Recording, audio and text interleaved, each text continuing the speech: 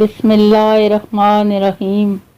شروع کرتی ہوں اللہ کے بابرکت نام سے جو بڑا مہربان نہایت رحم کرنے والا ہے۔ السلام علیکم۔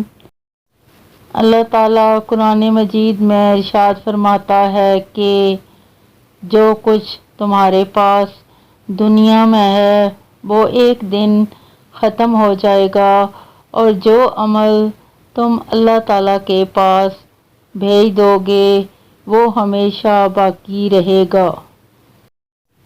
اے اللہ، میرے رزق کو اتنا کشادہ کر دے کہ میں تیری مخلوق کی مدد کر سکوں، اور مجھے دینے والوں میں سے رکھ، آمین۔ آج کی دعا۔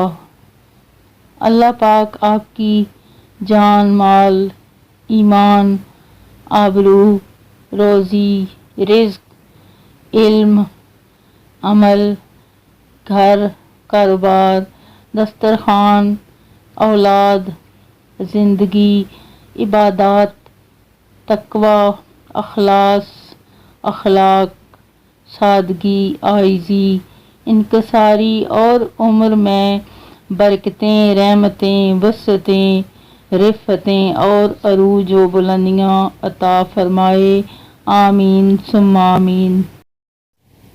جب رزق میں تنگی محسوس ہو تو غور کر لیا کرو کہ ماں باپ کے لیے دعا کرنا تو نہیں چھوڑ دی۔ بہن کی فضیلت۔